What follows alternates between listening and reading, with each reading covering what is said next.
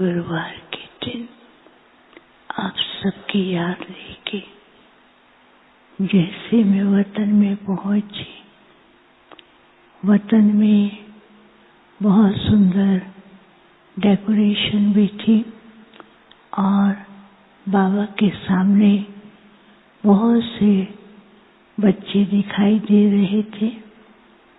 और बाबा बच्चों को दृष्टि भी दे रहे थे और बाबा को देख करके सभी बच्चे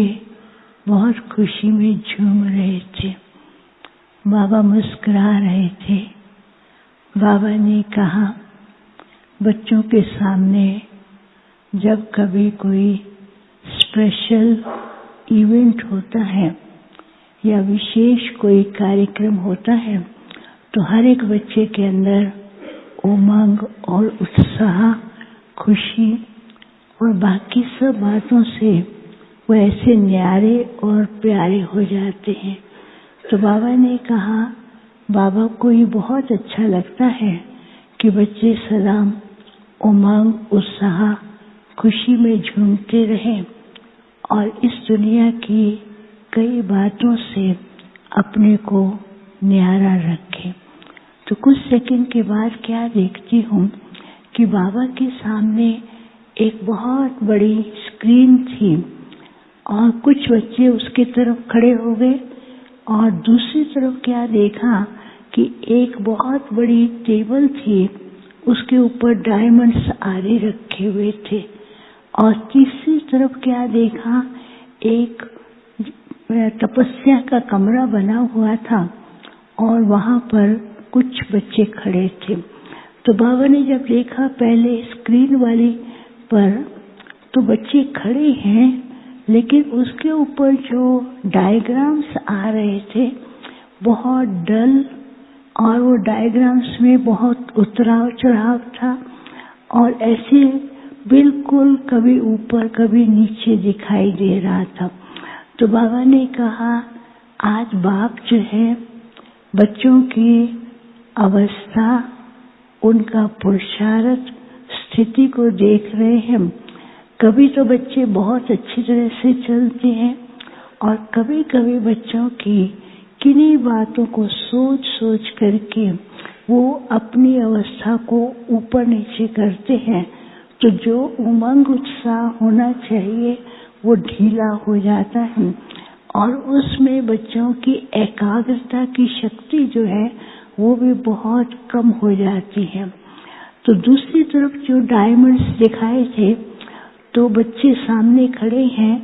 तो हर एक क्या करता था, एक डायमंड को उठाता है, उसको रख के दूसरा उठाता है, फिर दूसरे को रख के तीसरा उठाता है।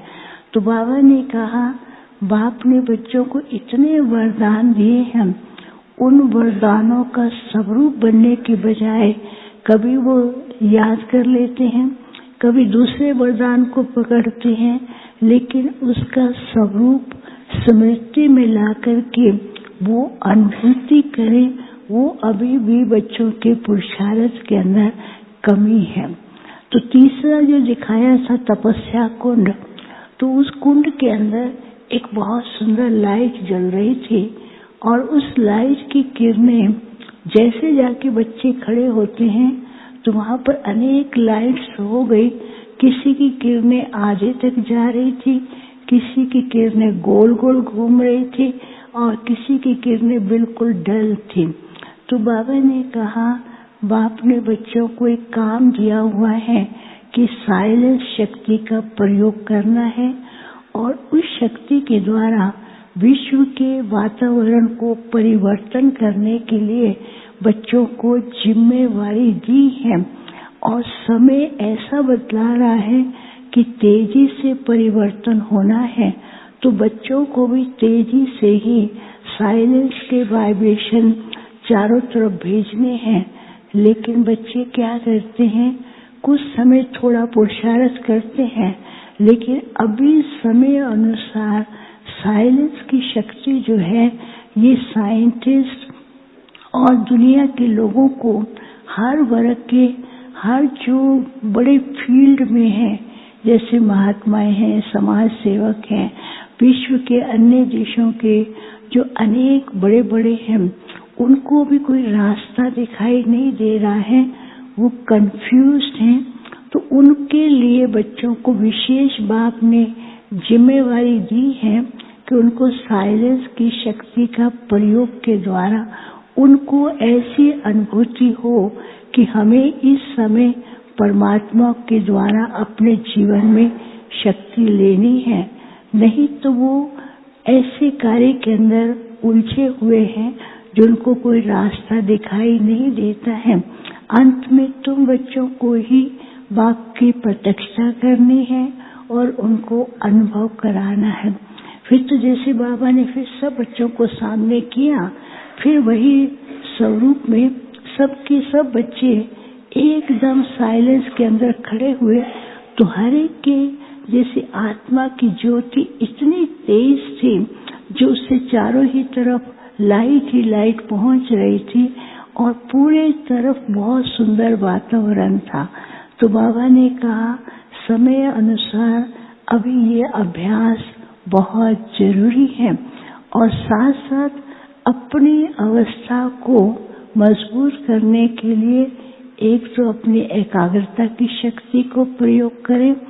और दूसरी बात बाबा ने कही अभी बाप ने जो इतने वरदान दिए हैं उन वरदानों का स्वरूप बने। कई बच्चे तो वरदानों की गिनती करते हैं लेकिन प्रयोग कम करते हैं, तो उसका स्वरूप बनेंगे तो हर समय हर कदम पर सफलता और बाप के साथ का अनुभव होगा। फिर मैंने बाबा को भोग स्वीकार कराया, तो जैसे स्वीकार कराया बाबा ने सब बच्चों को इमर्ज करते हुए सबको भोग भी खिलाया। बाबा ने कहा अभी तो अपनी दुनिया नई दुनिया बच्चों के लिए आ ही रही है, तो बच्चों को सदा खुशी में उमंग में रहना है और बाप ने जो रिस्पॉन्सिबिलिटी दी है उस रिस्पॉन्सिबिलिटी के लिए स्वयं के अंदर भी चेकिंग और विश्व की आत्माओं को भी साइलेंस की पावर भेजनी है। फिर सबको याद दिया और जिनके भोग थे वह भी बाबा को बताया, बाबा ने वो भी याद दिया। अच्छा, ओम शांति।